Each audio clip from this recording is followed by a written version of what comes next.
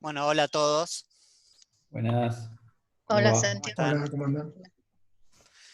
Les presento a Víctor. Hola a Está ahí todos. ya preparado para hablar. Este es el grupo de filosofía y biología que se reúne en SADAF. ¿Y empezamos? ¿O es muy temprano?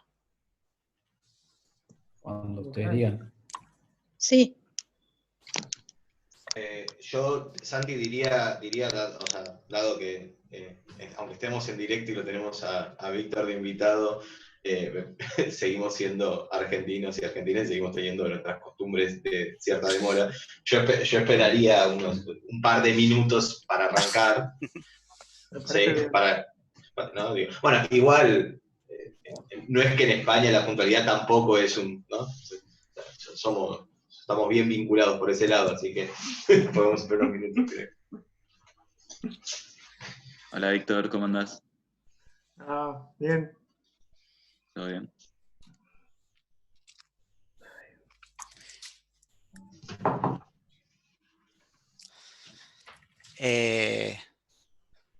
Bueno, esto está siendo transmitido en YouTube y hace que todo sea muy raro, ¿no? No sé qué hacer salvo empezar con la charla.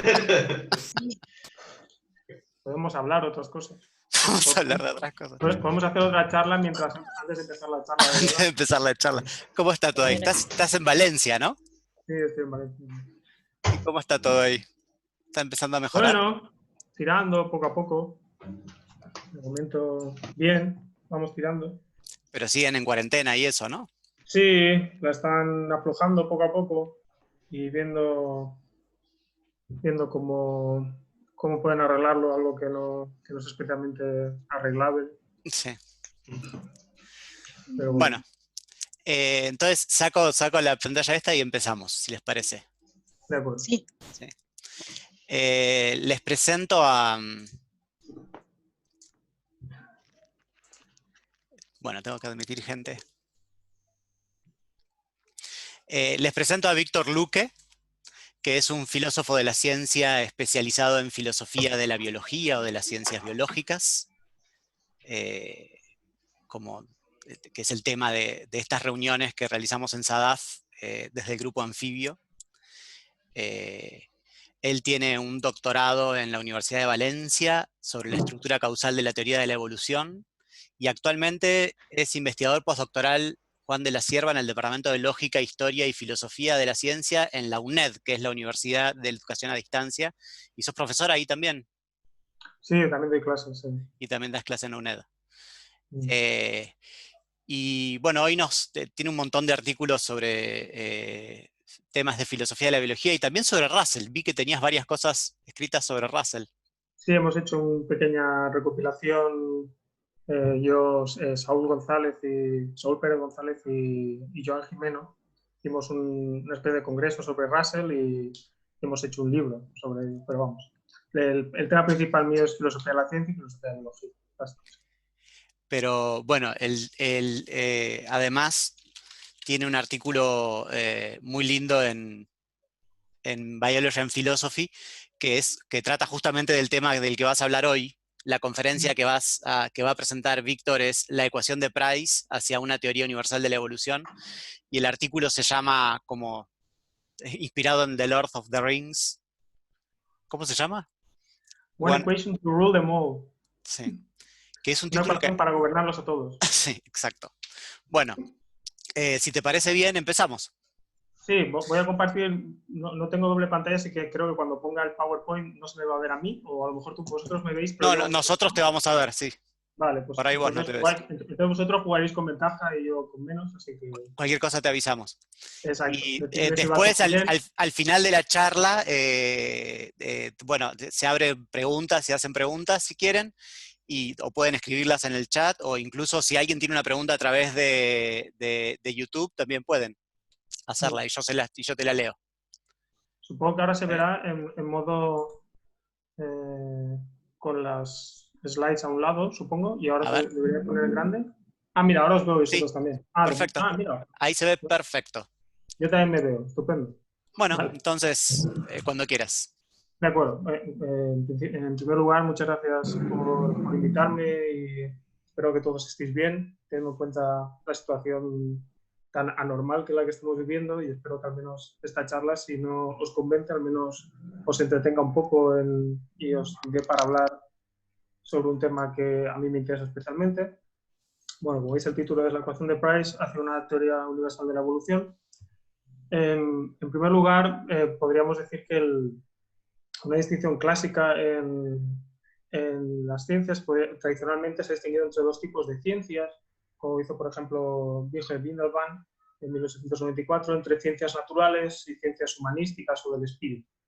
Tenéis las palabras en alemán, que no me voy a atrever a pronunciarlas, pero ahí las tenéis si a alguien le interesa, y que se asemejan enormemente a las distinciones que hacemos muchas veces entre ciencias duras, que serían las ciencias de la física y de la química, que suponemos que son leyes que establecen leyes, que son capaces de dar explicaciones de carácter mínimamente o que aspiran a ser de carácter universal, que se adecúan bien a la noción de explicación homológico-deductiva de Hempel, Popper, etc. Y que por otro lado tendríamos las ciencias blandas, como la sociología, la economía o la antropología, que estaríamos hablando de ciencias en las que no es fácil establecer leyes y que están sobre todo situadas por un problema histórico, por la contingencia de ellas mismas. Y la propia contingencia les impide tener leyes o explicaciones generales.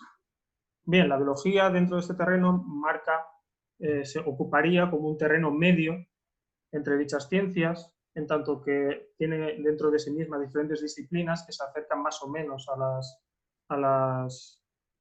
las ciencias de unas u otras. Por ejemplo, la biología molecular estaría más cercana a la física y a la química, mientras que las más alejadas serían, por ejemplo, la biología evolutiva y la ecología.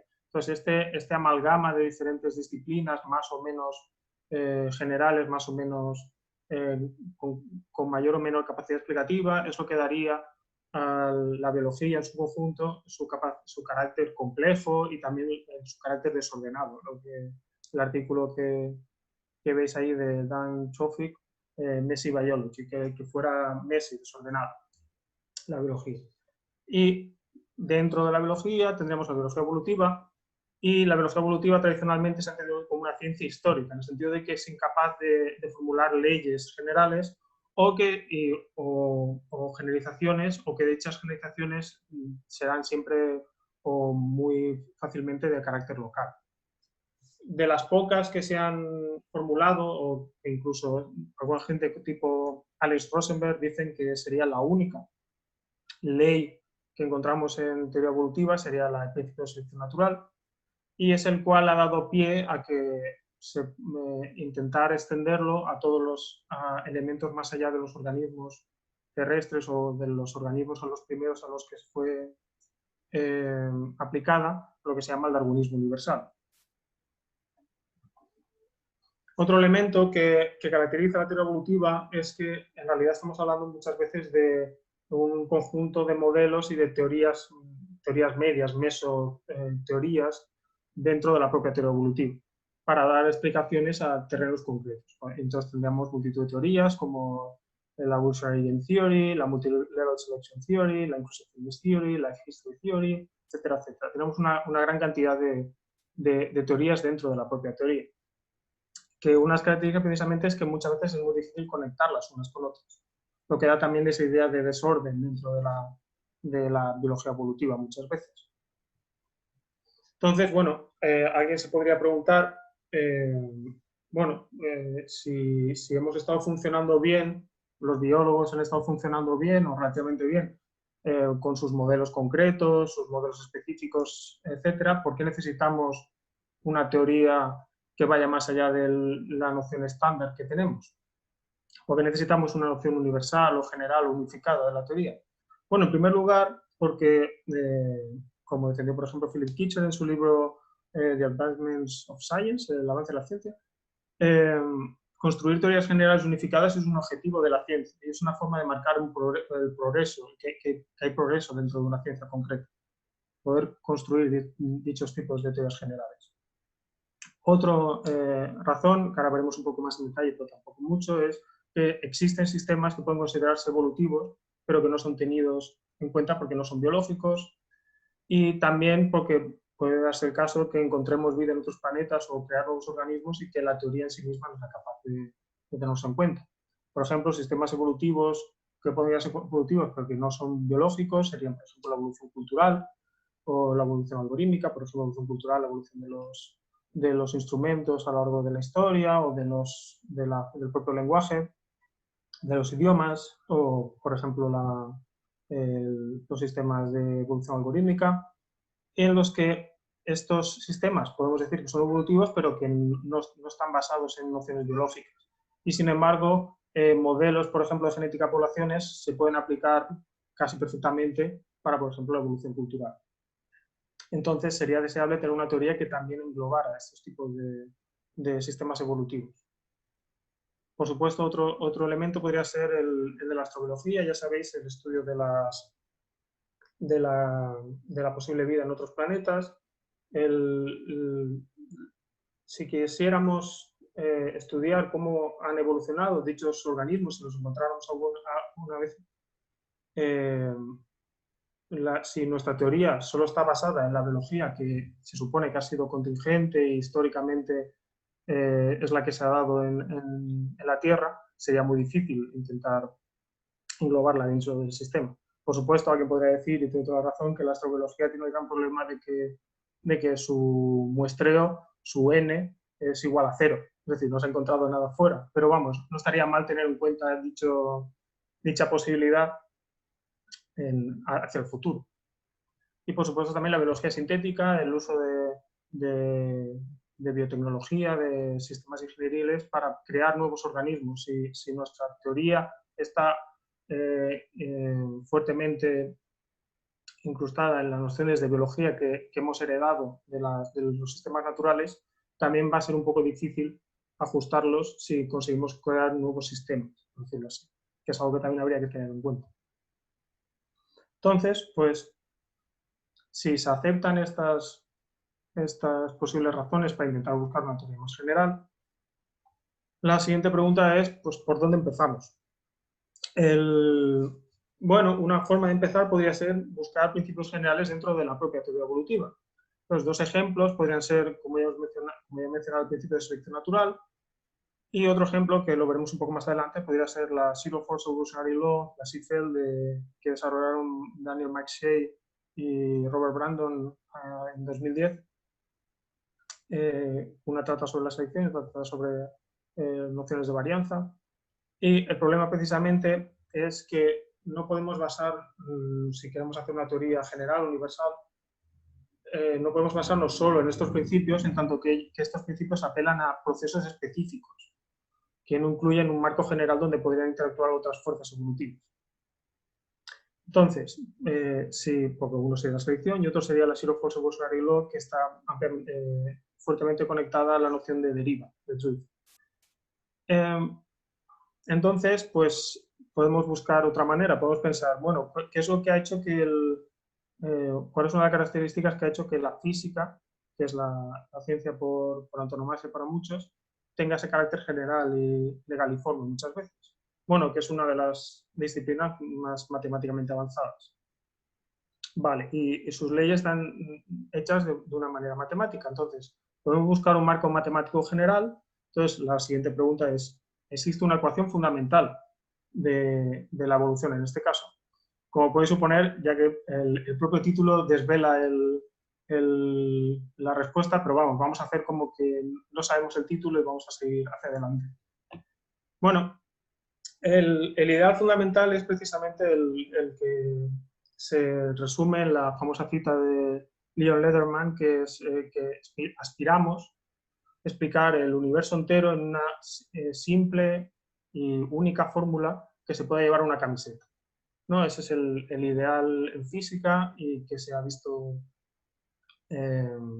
ejemplificado, pues, por ejemplo, la segunda ley de Newton, la ecuación de Schrödinger o las ecuaciones de la relatividad especial y general de Einstein, y que precisamente intentan hacer eso. Vemos ecuaciones muy sencillas, pero que se pueden aplicar a muchos sistemas distintos dentro de la propia sistemas físicos.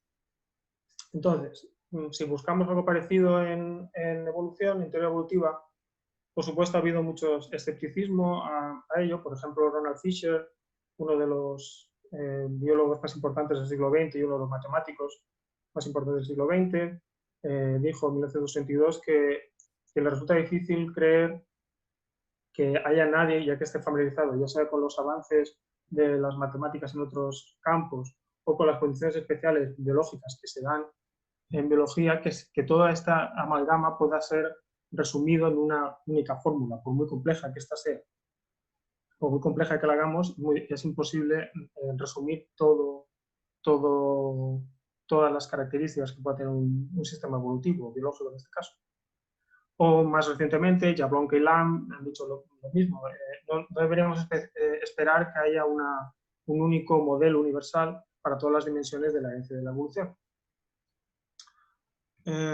Sin embargo, si intentamos evitar este escepticismo y empezamos a buscar dicha fórmula, podemos ir directamente a, por ejemplo, la genética de poblaciones, que es una de las áreas más matematizadas en biología evolutiva, e intentar buscar si hay ecuaciones que se vayan acercando cada vez más a lo que estamos buscando. Entonces, pues vemos que tenemos ecuaciones para las dinámicas de la deriva, de la migración, de la selección. Tenemos algunas que nos muestran cómo interactúan las diferentes fuerzas evolutivas, como la mutación-selección, la ampliación-selección, o la selección-mutación-migración, etcétera, etcétera. El problema es que estas ecuaciones solo funcionan mediante idealizaciones, es decir, solo pueden funcionar en sistemas muy concretos o en elementos que solo pueden funcionar en un momento concreto, porque hace idealizaciones, hace simplificaciones y por lo tanto no pueden tener un carácter general. Otra podría ser, por ejemplo, la teoría de la difusión, por ejemplo, la ecuación de Kolmogorov, donde aquí sí que ya tenemos resumidas todas las posibles fuerzas evolutivas en dos términos.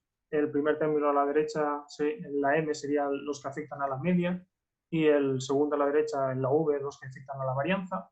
Entonces ahí tendríamos, en principio, todas las fuerzas evolutivas resumidas en una ecuación. Sin embargo, aquí nos encontramos el mismo problema que antes. La ecuación de Kolmogorov y otras de la teoría de la difusión siguen realizando unas simplificaciones y idealizaciones para que sea el modelo matemáticamente tratable y que pueda aplicarse en elementos concretos. Por ejemplo, establece que la población es idealmente infinita, que las fuerzas interactúan entre ellas de forma débil, no pueden dar grandes saltos, entonces tampoco tiene un carácter general. Si no podemos apelar a ninguna de estas, como sabéis por el título, la ecuación que voy a defender, que es la ecuación fundamental de la teoría de evolución, va a ser la ecuación de Price. Como hemos comentado al principio, antes de empezar la charla, esto lo he defendido de forma más amplia en un artículo que salió a finales del 16, pero se publicó online a finales del 16, pero que salió en enero del 17 en papel, en Biology and Philosophy, en el artículo One Equation to Rule Them All, a Philosophical Analysis of the Price Equation. Y en él defendía precisamente que la ecuación de Price podía jugar ese papel de ecuación fundamental. Bien, esto no sería más que a lo mejor otro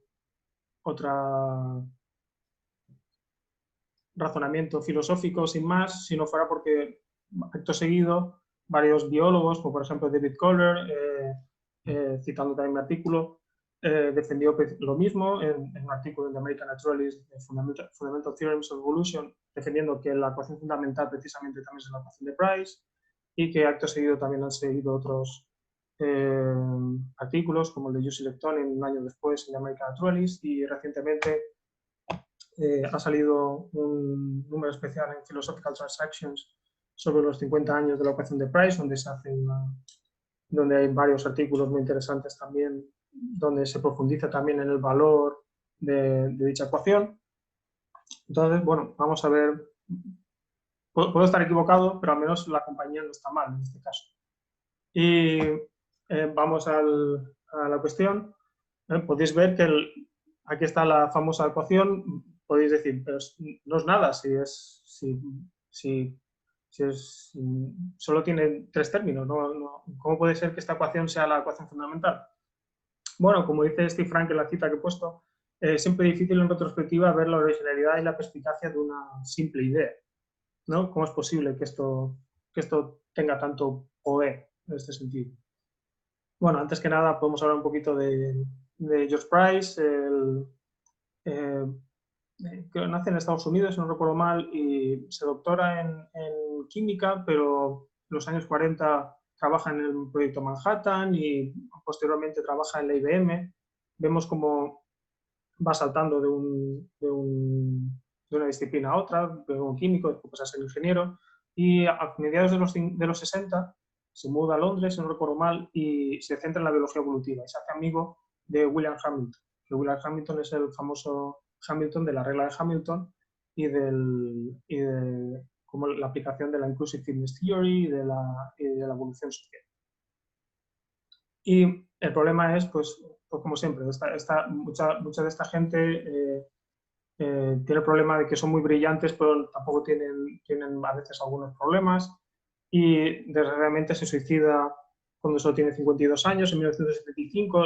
Es una especie de vida que se parece un poco a la película esa que se ha visto de hace muchos años sobre John Nash, de A Wonderful Mind, una mente maravillosa, pues algo así, como una especie de genio, pero que con muchos demonios y tal. Y bueno, a lo mejor algún día alguien hace una película. Si conocéis a algún productor, eso ya es cosa vuestra, pero este es el señor con el que estamos lidiando en este caso. Y bueno, vamos a la ecuación directamente. En realidad tenemos tres términos simples. Uno es el primero de izquierda, es la delta z, que representa el cambio en el valor medio de un carácter cualquiera, z, a través del tiempo. Y como este carácter medio este carácter z cambia por dos términos fundamentales: el de la covarianza, que establece una relación entre el carácter z y la W, aquí sería la fitness, que la fitness, la eficacia biológica, la solemos traducir por el número de descendientes que deja un individuo, y que este término es el que representaría los cambios en supervivencia y reproducción, por lo tanto serían los que representan a la selección y a la deriva mayormente. Y el segundo término, la esperanza, la expectación, mide el sesgo de transmisión de uno a otro, es decir, los procesos que están envueltos dentro de la reproducción, como la mutación, la recombinación. Una forma de entenderlos mejor es que la covarianza lo que hace es alterar la media mediante eliminación o inclusión de individuos en la población, en el sistema, y la expectación lo que hace es cambiar el valor de z a través del tiempo. O sea, de esas dos maneras alteramos la media de z. Y los tres elementos fundamentales, los tres conceptos fundamentales en los que se basa dicha ecuación son cambio a través del tiempo. Podemos utilizar cualquier intervalo de tiempo que queramos, la ecuación no está limitada en ese sentido, podemos utilizar todas las generaciones que queramos. Establece una relación entre ancestros y descendientes. Lo que hacemos es etiquetar a todos los individuos entre sus ancestros y descendientes y los seguimos a través de un mapeo, cartografiando sus relaciones. Y lo que hacemos es seguirlos a través de una propiedad que tienen esos individuos y que la podemos representar mediante un número real. Y esto lo que nos permite es representar cualquier cosa que queramos dentro de la población. Por ejemplo, alelos, genotipos, grupos de individuos, eficacia biológica, etc. Como hemos dicho, el cambio a través del tiempo, la relación entre ancestros y descendientes, lo establece mediante esas relaciones. Y seguimos a un carácter concreto, ¿no? En este caso z, que puede ser cualquier cosa que queramos dentro de la población. Entonces, el mayor problema es que alguien puede decir, bueno, pero estos son nociones muy generales, no nos están diciendo nada de ninguna población concreta. Entonces, no nos están explicando nada relativamente. Si queremos saber algo sobre una población concreta, ¿esto en qué nos ayuda? Bien, la falta de utilidad o no de la ecuación de Price es porque, o la aparente falta de utilidad, es porque hay que entenderla de una manera distinta. No hay que entenderla como una ecuación normal como se utiliza en genética de poblaciones, sino que debería entenderse, por ejemplo, como Kuhn en los años 70 llamó un esquema generalizador, o lo que los estructuralistas como Moulines, Diez y compañía llaman un principio guía.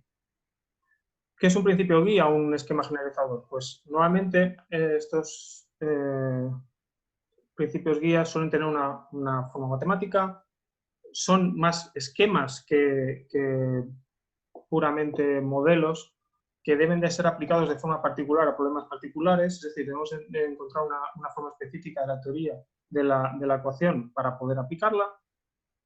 Uno de los elementos fundamentales que nos da es que nos proveen de una lógica, de un lenguaje básico, es decir, nos da ese carácter general a través de un lenguaje y una lógica, la cual nos permite, a su vez, producir nuevas ecuaciones, desarrollar nuevas ecuaciones para los problemas concretos que nos encontremos. Esa es la manera fundamental que tenemos con la ecuación de Price. Es una de las características de los principios guías. Entonces, la ecuación de Price la podemos utilizar, lo he resumido en dos formas generales.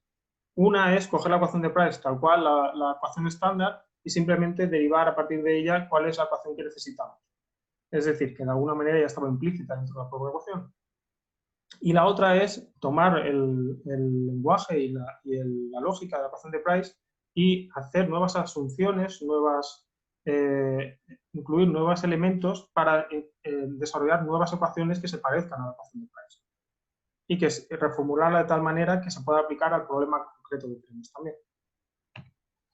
De la primera manera podemos ver, por ejemplo, esta imagen del artículo de David Kohler que he mencionado antes, donde precisamente vemos cómo a partir de la ecuación de Price podemos recuperar un montón de las antiguas ecuaciones, de las ecuaciones más importantes que se desarrollaron en genética cuantitativa y en genética de poblaciones durante el siglo XX. Tenemos la ecuación fundamental de la selección genética, la ecuación de Robertson, la Breeders Equation, y también tenemos, por ejemplo, el teorema fundamental de Fisher, que todos proveen directamente de la ecuación de Price y que se parece enormemente muchas veces a las reconstrucciones metateóricas que se hacen muchas veces, por ejemplo, de la segunda ley de Newton, donde vamos sacando diferentes ecuaciones a partir de ella.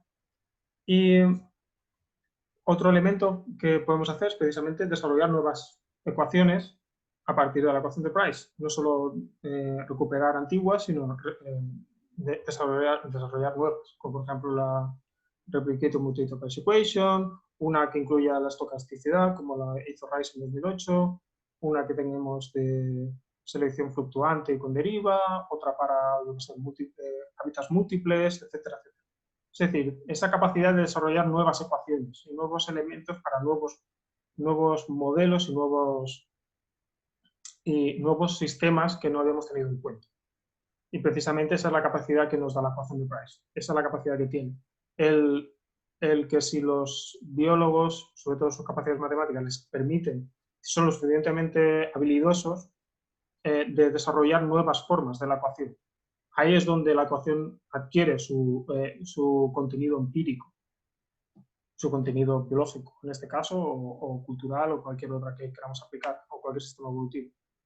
Otra forma de presentarla, que suele funcionar mejor en el mundo anglosajón, ya sé que a Santiago no le gusta especialmente la distinción de Sauber entre consequence laws y source laws, es aplicarlo con la noción de Elliott-Sauber, pero cuando lo publiqué en el artículo funcionó bastante ponerlo también en términos de Sauber. Sauber llama a las leyes consecuenciales, las describe como aquellas que describen cómo las fuerzas, una vez existen dentro del sistema, nos dicen cómo interactúan dentro del sistema, pero no nos dicen cómo aparecen esas fuerzas, ¿no? Entonces, el ejemplo básico que da Sober es precisamente la segunda ley de Newton, que es precisamente el ejemplo básico también que utilizan tanto Kuhn como los estructuralistas para explicar lo que es un principio guía. Y lo que estoy intentando explicaros aquí es precisamente que la ecuación de Price puede jugar el mismo papel dentro de la teoría evolutiva, funcionar como un principio guía, como un esquema generalizador, y que a partir de ahí podemos establecer una teoría mucho más general. Y ese es el elemento fundamental. La ecuación de Price nos daría un marco matemático básico, común, para todos los sistemas evolutivos. ¿Por qué? Porque no especifica qué tipo de entidades, ya sea su modo de reproducción, su modo de herencia, hay en la ecuación. Simplemente establece una noción de mapeo, de cartografiar entre los diferentes conjuntos y los individuos que hay dentro del sistema.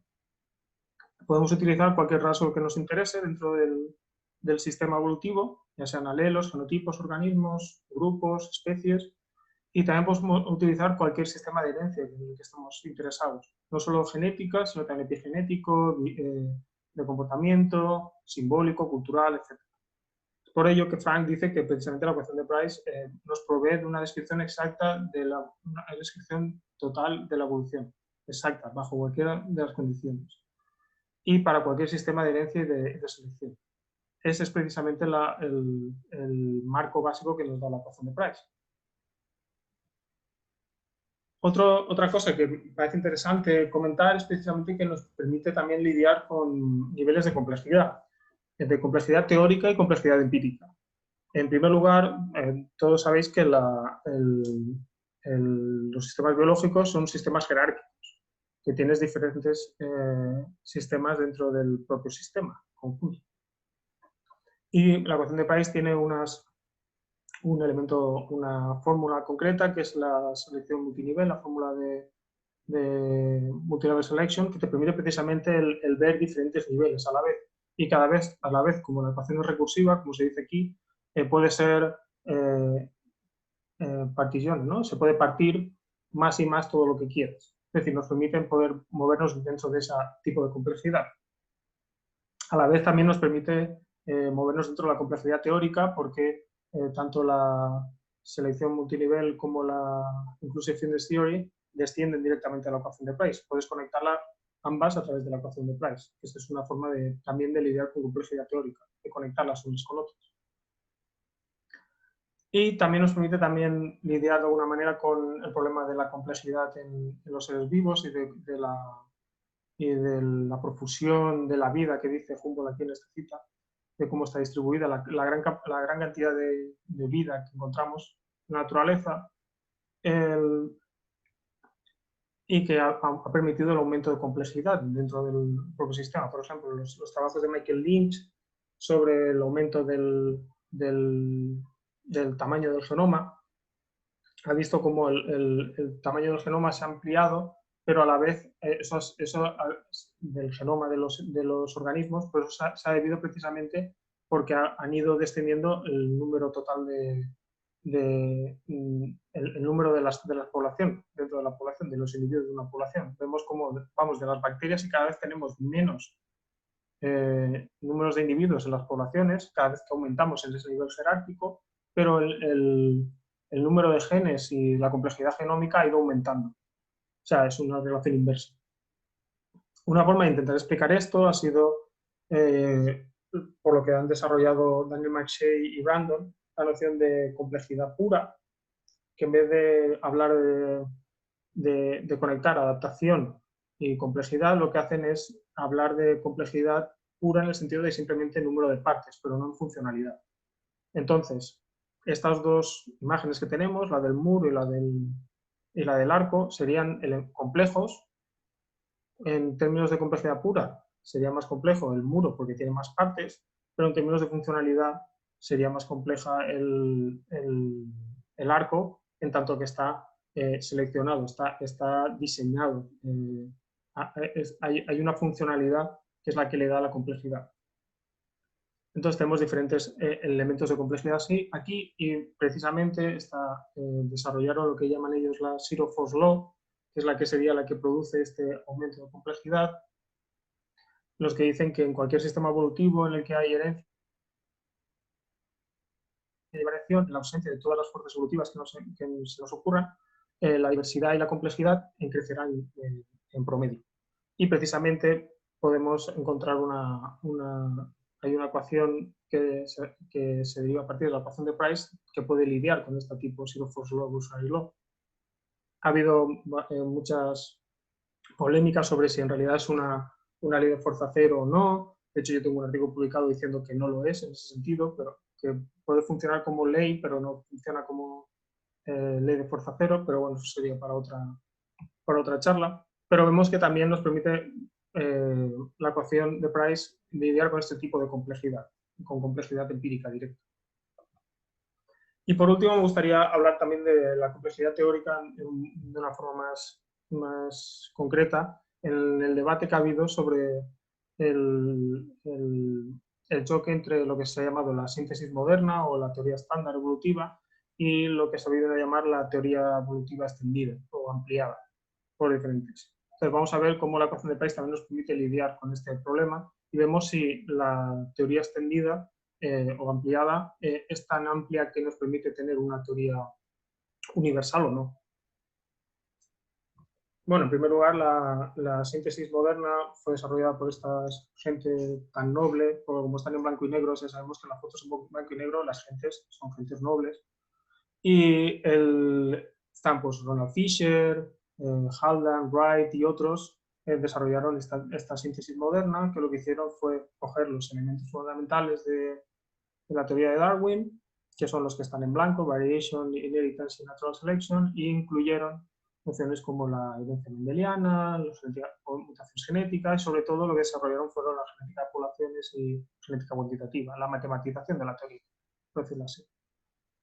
Y que se basaban, aunque es siempre difícil establecer unos principios fundamentales, hay unos principios básicos, podemos decir, para la síntesis moderna, que serían el negar que hayan caracteres adquiridos, que la herencia es particular, es decir, que son genes, lo que se produce en la herencia, que la variación genética se debe a recombinación y mutaciones aleatorias, que el cambio evolutivo es un proceso poblacional, es decir, se define evolución por cambio en las frecuencias génicas, que hay al menos cinco fuerzas evolutivas básicas, que serían la selección, la mutación, la deriva, la mutación y la migración y la recombinación, y que la macroevolución, el cambio de las especies, no sería más que la acción de estas fuerzas a lo largo del tiempo, es en un sistema acumulado.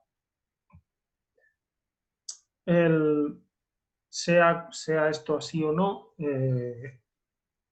otras personas ya en fotos en color, entonces ya no los hacen tan nobles, pero eso no quiere decir que sean peores, o sí, no sé, ya veremos.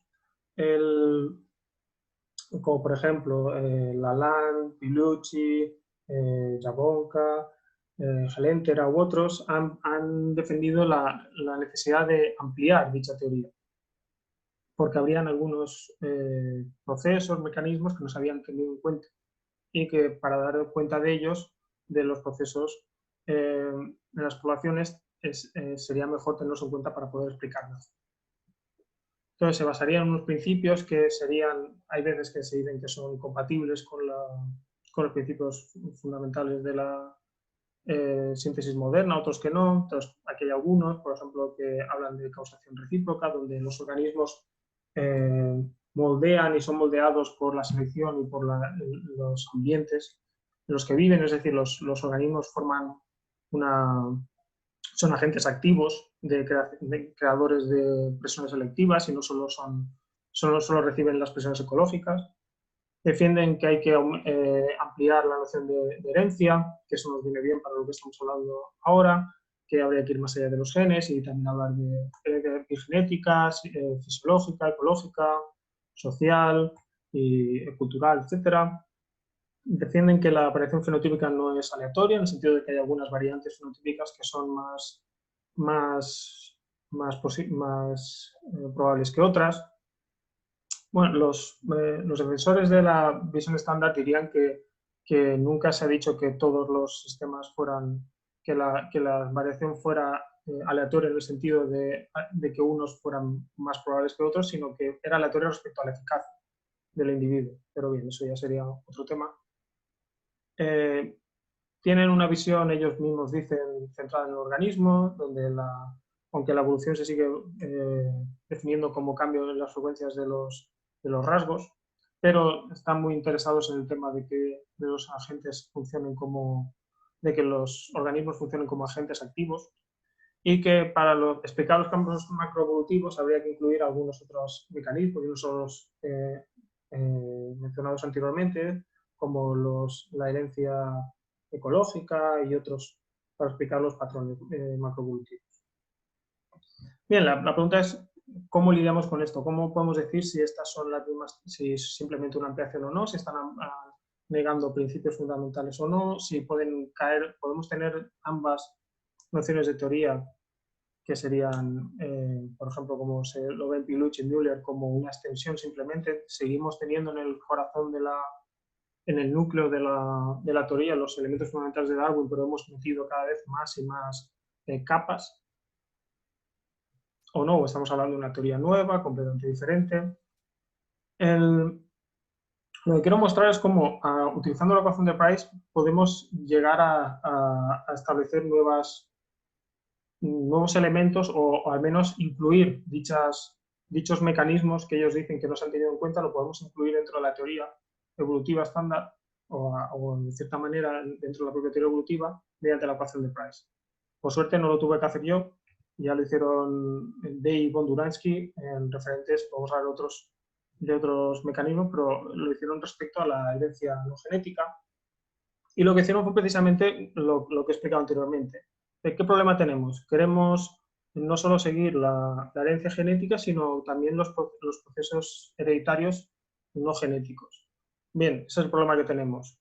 ¿Cómo lidiamos con ello? Vale, pues cogemos la ecuación de Price y establecemos una ecuación fundamental para nosotros, esta ecuación de Price, que es igual que la anterior que hemos visto antes, simplemente que le he añadido un nuevo término, que es que sería el último término a la derecha, que sería para la transmisión de supervivencia, que es para tener en cuenta los organismos que no mueren y siguen en la siguiente generación, pero al fin y al cabo es la misma ecuación de Price y tienen dos. Una para genética, la que es la primera de arriba, que tiene una G, y para la herencia no genética, la segunda.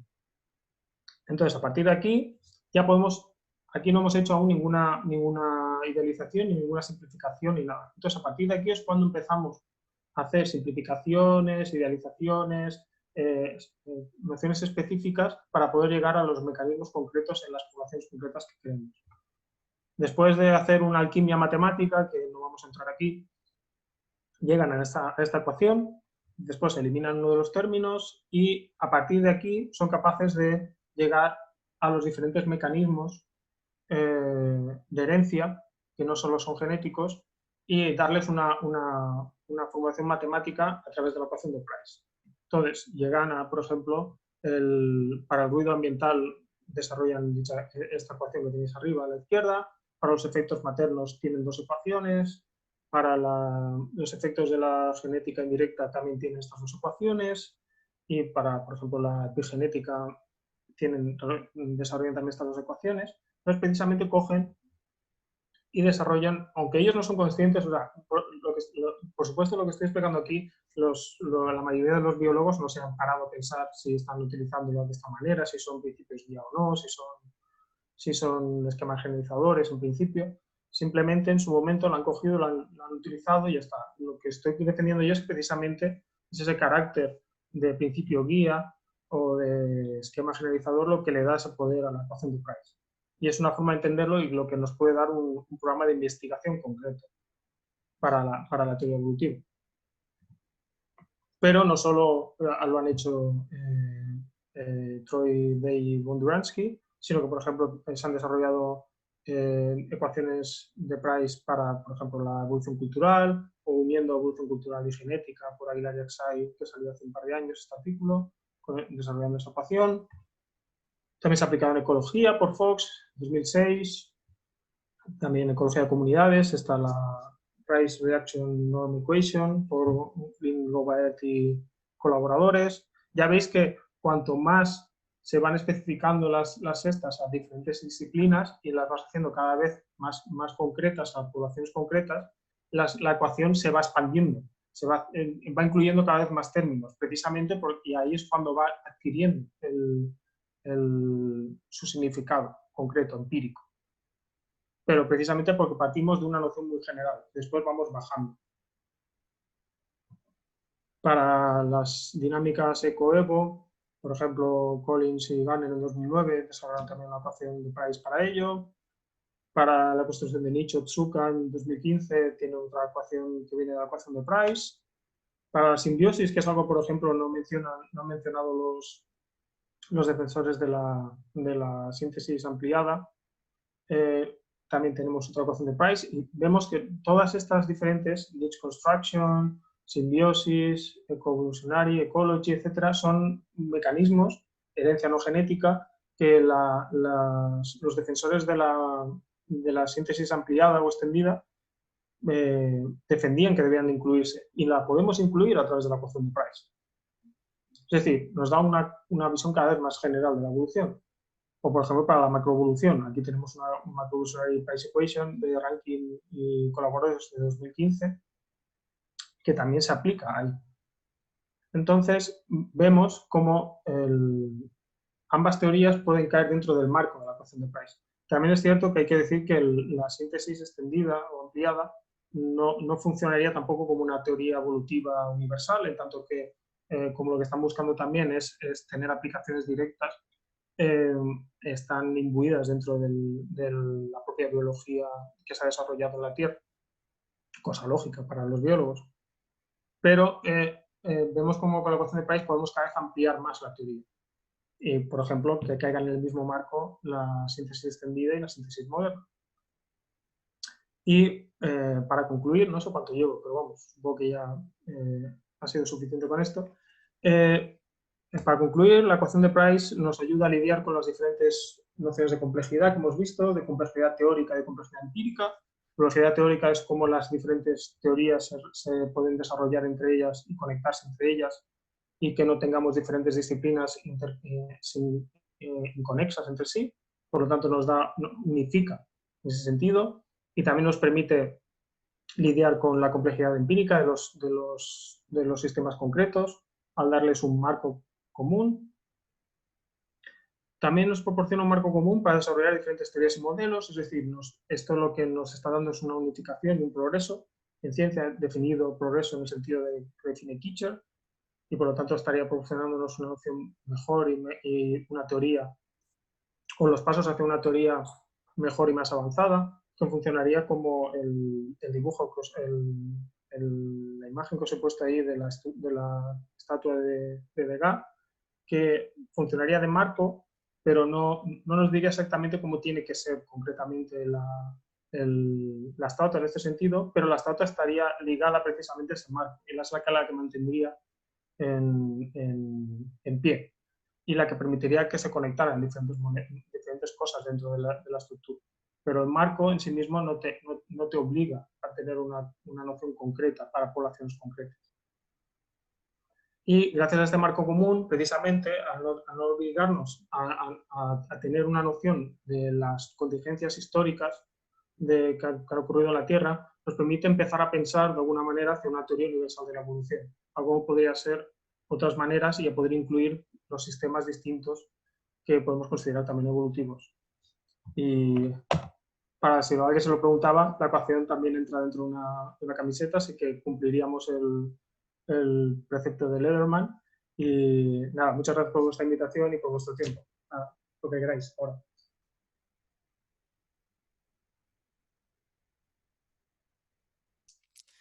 Bueno, no, gracias a vos. Siempre es muy raro porque no se escuchan los aplausos, ¿no? Es como...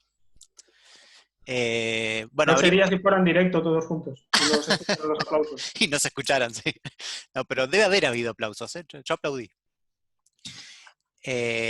Muy interesante. Abrimos, yo tengo preguntas, pero vamos a dejar que otros hagan preguntas. Saben que pueden levantar la manito virtual y yo les digo ¿Está bien? Acá obviamente Ariel es el primero en levantar la mano, la tenía levantado más o menos desde la mitad de la charla, así que empezá. Bueno, gracias, muy buena la charla, me gustó Hola, mucho. Ariel, ¿qué tal? ¿Qué tal? Tengo algunas preguntas como de estructuralista, digamos, acerca de cómo Sí, bueno, pensar metateóricamente, cómo reconstruir la Perdón, ecuación de Price. ¿quieren dejar la presentación o la sacamos? Por ahí la dejamos porque son preguntas que como lo quieran. que quieras. A mí me da lo mismo. Bueno, no sé, como quieran. Adelante. Bueno, te decía, o sea, las preguntas son acerca de cómo pensarla metateóricamente, como un estructuralista, digamos. La primera es cuando explicaste incluso la versión más general de todas de la ecuación de Price, mencionaste un montón de conceptos que después no aparecen en la ecuación misma, ¿no? Por ejemplo, población, individuos, generaciones, etcétera, etcétera. Que yo supongo que en una versión reconstruida tendrían que estar. Sí, para obtener la ecuación tú partes precisamente de esas nociones.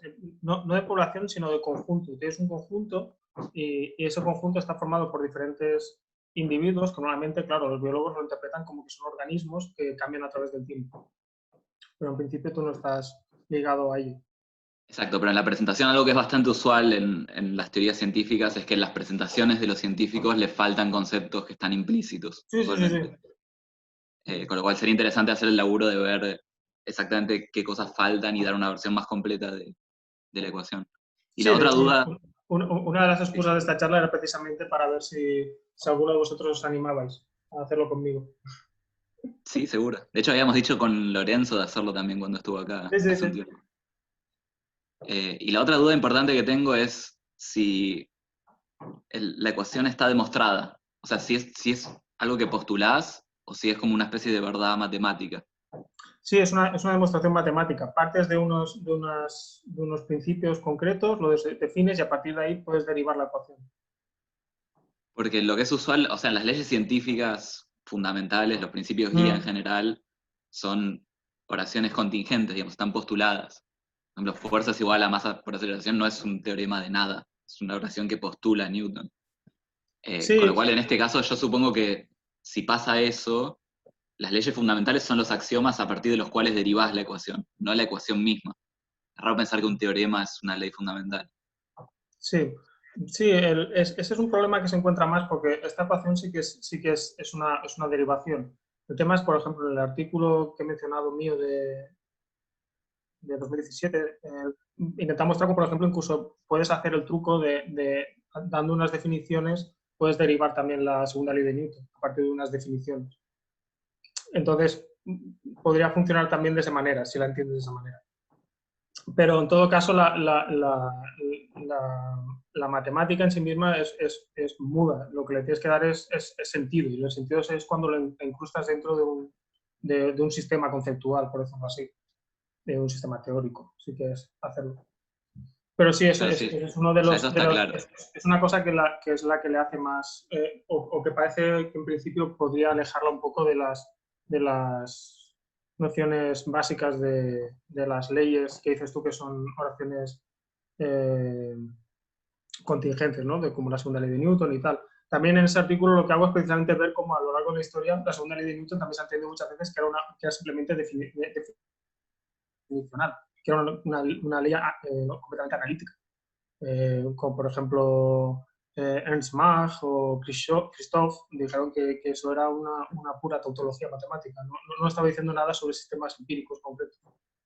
O sea que incluso en algo tan claro como la segunda ley de Newton, que tú crees que tú dices, no, son oraciones contingentes y por lo tanto tiene esa capacidad de ley, para muchos matemáticos a lo largo de la historia no ha sido así tampoco. En muchos físicos tampoco ha sido así. Era una pura ley definicional y por lo tanto tautológica en ese sentido.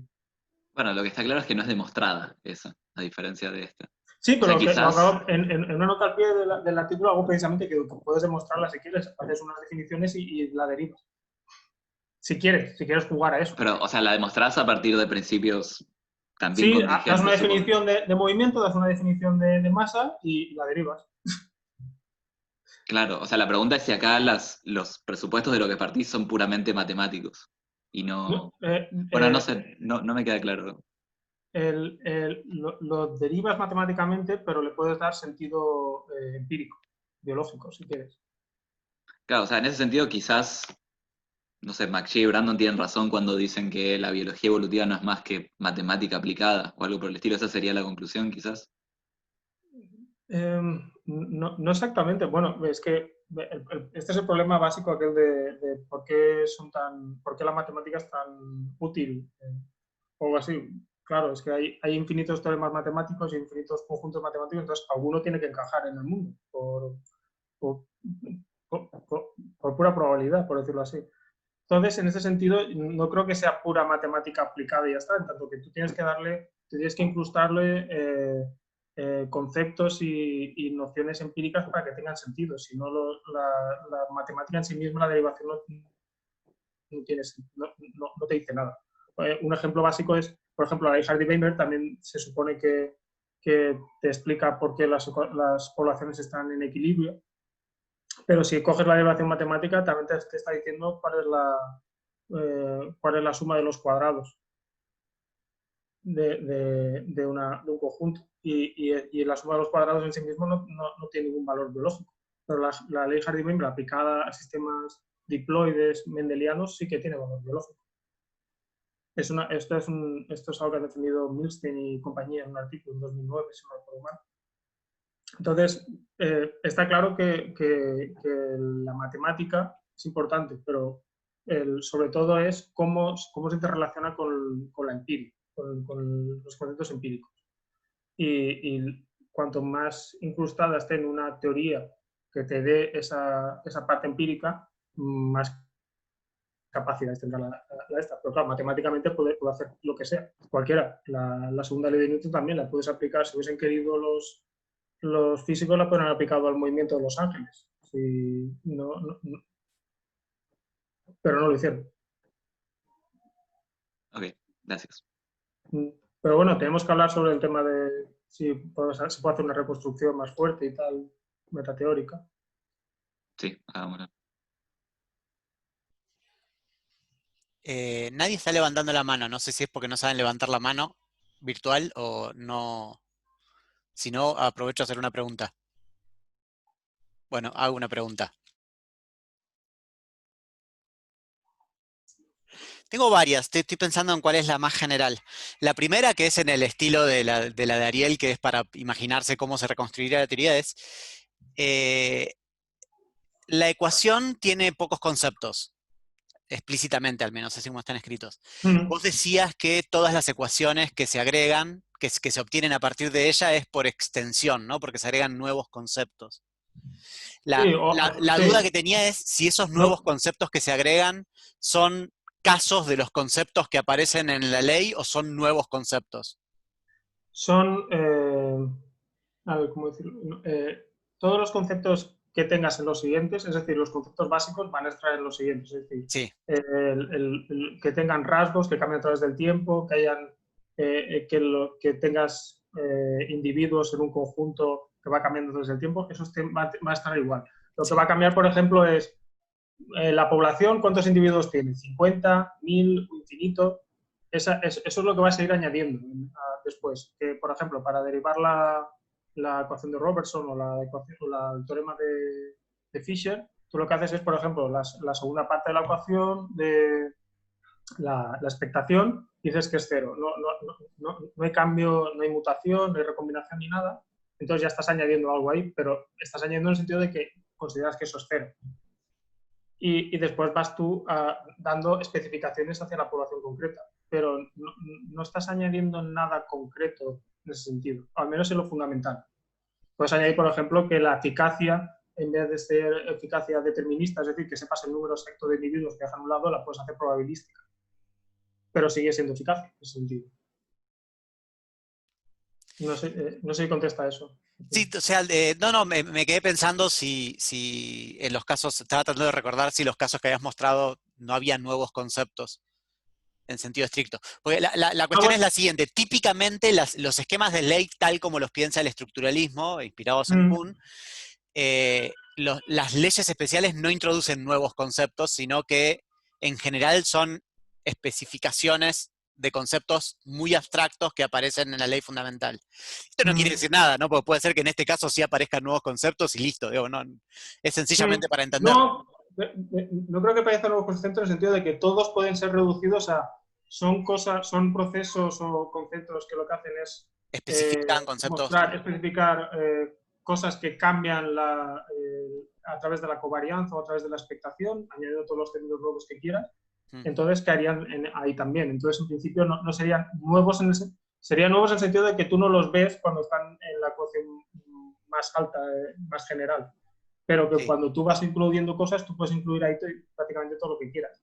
Pero tienen que estar regidos por esa eficacia, por ese rasgo, por los cambios en la media, etcétera, etcétera. Entonces, tienen que caer en alguno de esos términos. Y puedes incluir más términos. Pero los elementos básicos, ese lenguaje básico, esa lógica básica va a estar siempre ahí. Ok. O sea, el trabajo supongo que habría que hacer precisamente es cuál es concretamente cómo podemos conectar, por ejemplo, una ecuación que sea más específica, conectar los elementos que tiene ahí con los elementos fundamentales de la ecuación principal. Esa es la tarea. Que sería un trabajo de reconstrucción, por decirlo así. No, y efectivamente es como lo que da ganas de hacerlo, ¿no? Porque vos estás mostrando un montón de relaciones y da ganas de ver específicamente cuáles son las... ¿Qué es lo que me decías vos? Y es como un lindo trabajo. Tengo más preguntas, pero Sergio levantó la mano. ¿Sergio? Hola, ¿Estás? ¿me escuchan? Sí, Sí. acá estoy. ¿Sí? Sí. Bueno, Víctor, muchas gracias por la charla. Fue maravillosa, estoy muy choqueado por el tema. Lo hablaba con algunos compañeros que no conocían mucho sobre la ecuación de Price. La verdad que fue muy informativa, te agradezco. Tengo una duda sobre una parte de tu argumentación que me hizo un poco de ruido, pero quizás te entendí mal, así que es una posibilidad que te haya entendido mal. Cuando vos estabas analizando las posibilidades respecto de cómo construir una teoría universal de la evolución y planteaste la posibilidad, bueno, de encontrar una ecuación fundamental, analizaste varias opciones, descartaste algunas y te quedaste con la que obviamente es el tema de tu charla. Claro, pero, ingeniería inversa, siempre hay que ir así. Claro, pero cuando mencionaste por qué no la opción por la genética de poblaciones o por la ecuación de la teoría de la difusión, mencionaste que parte del problema era que tenían idealizaciones. Y no me queda claro que la ecuación de Price tenga una ventaja respecto de ellas en este punto.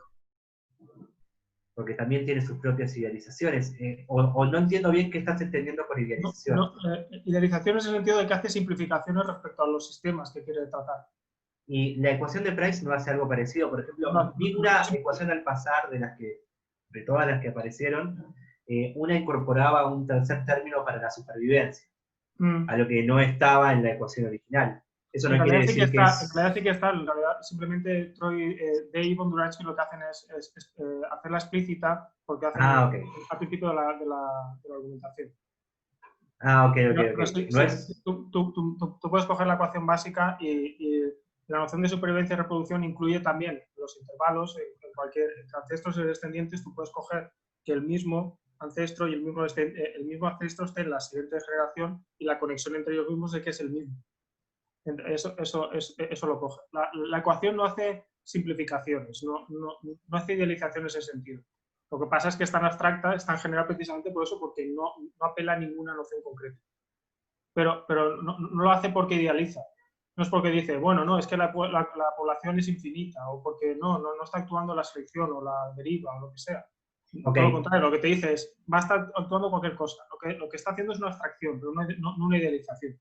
O sea, cuando vos decís idealización, te referís a algún tipo de ficcionalización. Sí, de simplificación, de lo que te permite después poder trabajar en poblaciones concretas.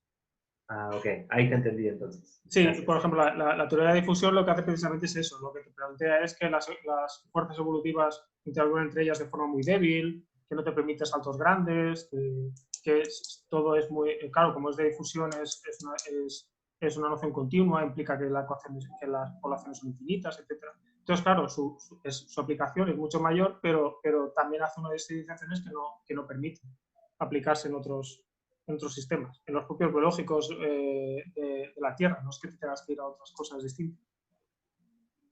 Ahí supongo que, no sé si ahora se entiende un poco mejor. Sí, ahí te entendí. Claro. Gracias. Eso era todo.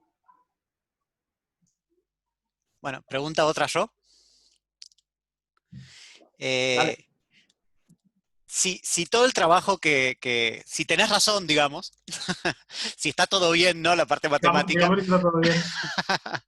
el resultado es muy impresionante, ¿no? Y justifica el título, que es, hay una ecuación que gobierna todas las ecuaciones, Sí, esa era la gracia de la... ¿no? Pero entre que haya una ecuación que gobierna todas las ecuaciones y decir que eso sea la ley fundamental de toda la biología evolutiva, hay una distancia. Sí. Porque da la sensación de que hay cosas que no van a caer bajo esta ecuación que sí forman parte de la biología evolutiva, ¿no? Eso por ahí estoy diciendo una obviedad, pero qué sé yo, teoría de descendencia común, cladismo, homologías, por decir algo, ¿no? Debe haber más cosas todavía. Eso no se pretende que caiga bajo esa ecuación. No, Me imagino que no. No, supongo como tampoco se pretendía que toda la física, todo lo que se hacía en física Okay. cayera a la segunda ley de Newton. Entre esas, dinámicos. La única que me dio sospechas de todas las que mencionaste es Cepheid, porque Cepheid es muy general. ¿Vos decís que Price es más general que Cepheid? Sí, porque la puedes derivar a partir de ella. Pero a ver, en el sentido que es, ¿toda aplicación de Cepheid podría caer bajo la versión de Price de Cepheid? Sí, siempre, pues sí, la propia Fleming en su tesis lo que hace es precisamente derivar a partir de la ecuación de Price la Cepheid de Maxey y Brandon. Como la derivan de ella a través de unas simplificaciones y de unas asunciones, lo que cae dentro del marco de la ecuación de Price. Por lo tanto, la ecuación de Price es más general. Curioso. Nosotros con Ariel escribimos un artículo en donde decimos que Cepheid no es más que el principio de causa común. Sí, puede ser. Humeano. Digamos, entonces, y es tan general que se aplica a toda la ciencia, digamos, ¿no? Y de hecho, Brandon y Maxey dice que se aplica a una verja que envejece, qué sé yo. Sí, a una verja no, a una verja no, a un... sí, dice una verja, no sé cómo, una cerca, eso, una cerca. No, entonces no se me ocurre algo más general que eso, digamos. De hecho, me parece tan general que ni siquiera es parte de la biología evolutiva, ¿no? O sea, es más general todavía. Pero incluso de eso que suponen ellos, yo tengo muchos problemas con la Cepheid de Brandon y Maxey, por como lo escrito en un artículo, se llamaba The Principle of Stasis, el artículo, pero que es por la propia programa de investigación que tenía yo. Pero si lo sigues, al menos la parte biológica de esa ley se seguiría. Se deriva directamente de la ecuación de Price, porque literalmente una de sus discípulas, que es Leonard Fleming, en su tesis de 2011, lo que hace es derivarla a partir de la ecuación de Price. Y entonces, si la deriva a la ecuación de Price, es que es menos general que la ecuación de Price en sí misma. Y sí. Porque lo que hace es asunciones, simplificaciones para llegar a ella.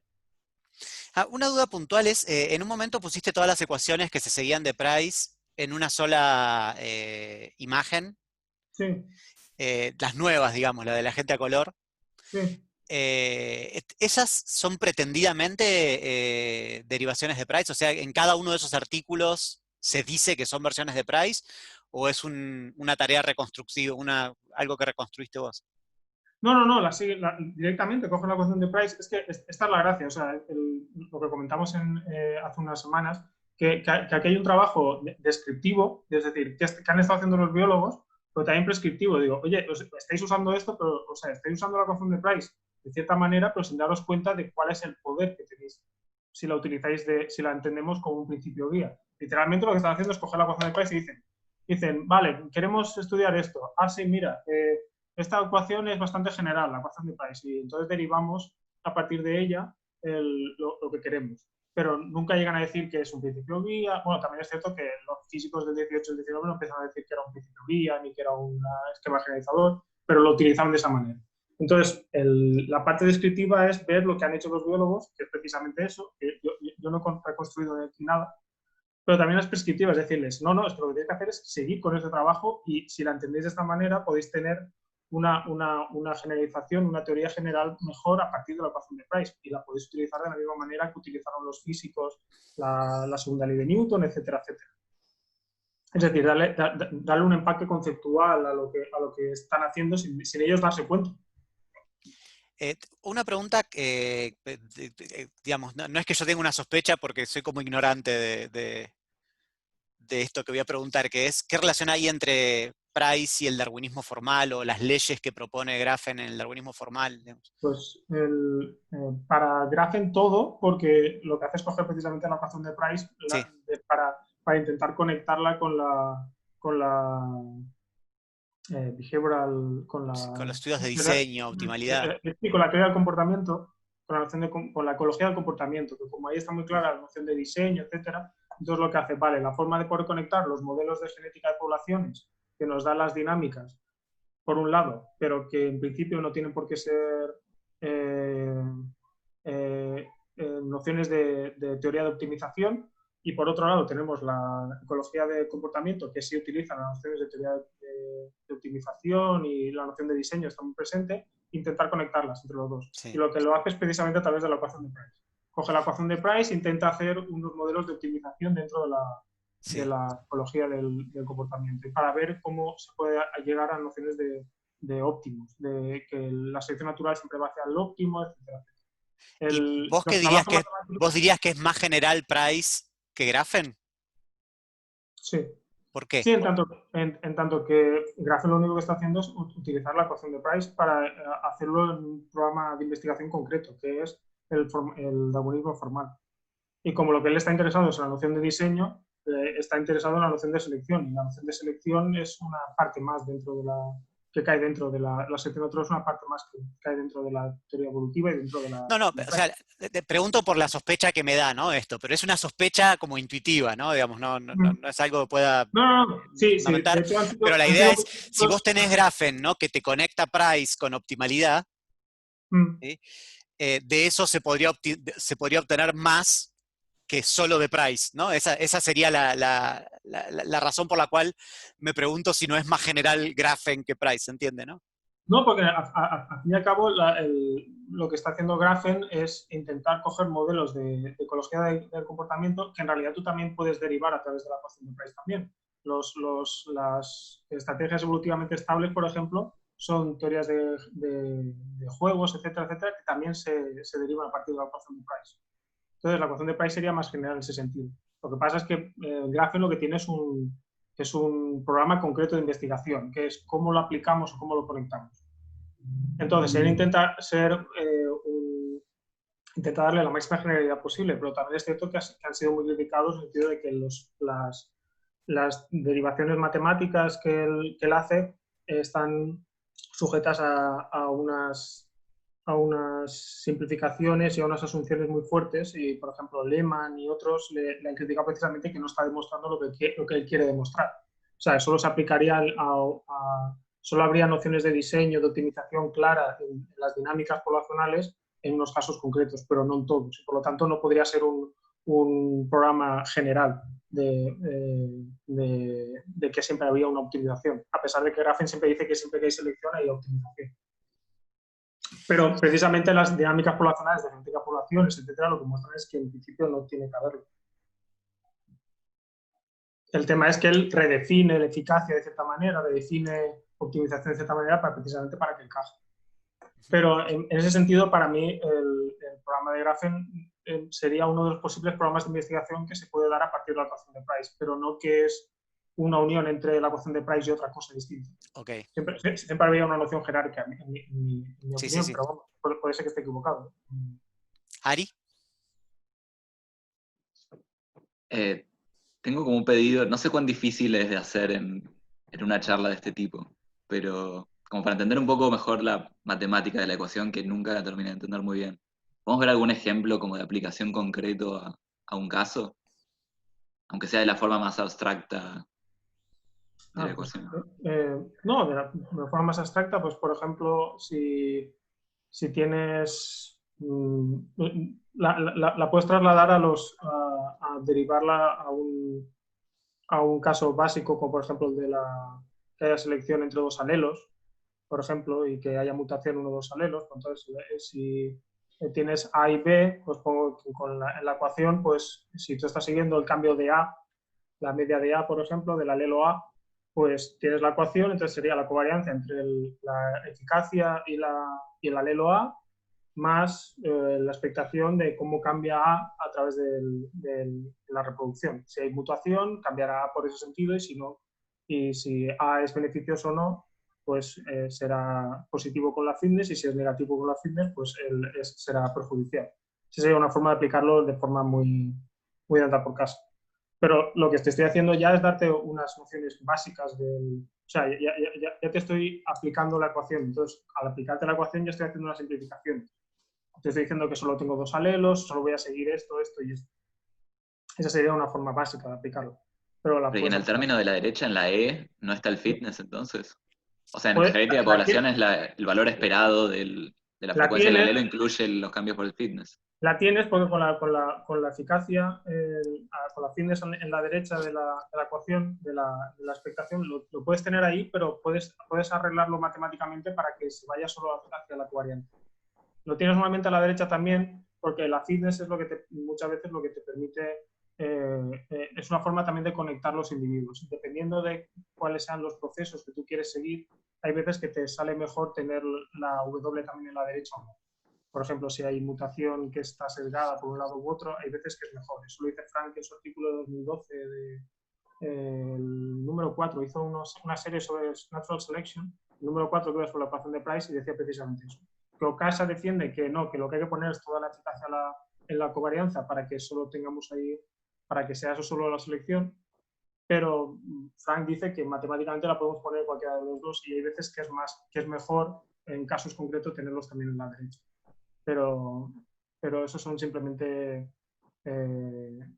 alquimia matemática más que otra cosa, que tiene sus connotaciones empíricas después.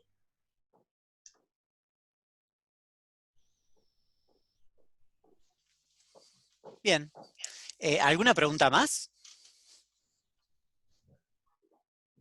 Después yo tengo preguntas como mucho más específicas, pero me parece que corresponden más a una reunión de trabajo que podríamos hacer alguna vez, ¿no? Supongo que Ariel también, claro. Sí. De hecho, yo tenía una parecida, pero contraria, Ariel. Yo quería una explicación más cualitativa de la explicación. Ariel estaba pidiendo la más matemática. Típico. Pero sí, creo que son preguntas más para una reunión de trabajo que podemos hacer más adelante, ¿no? Me parece perfecto. ¿Alguna pregunta más alguien tiene ahora? ¿O lo liberamos, que además es tarde y tiene que ocuparse de su familia, Víctor? Eso dice. Pues nada. ¿Nada? Muchas gracias. Muchas gracias por todo, por No, invitarme. gracias por la charla. Gracias a vos por la charla. Muy linda la charla. Nos vemos. Así que Gracias. hasta luego y hablamos. Quedamos en contacto. De acuerdo. Un saludo a todos. Chao, Hasta luego. saludos. Cuidaros. Bueno.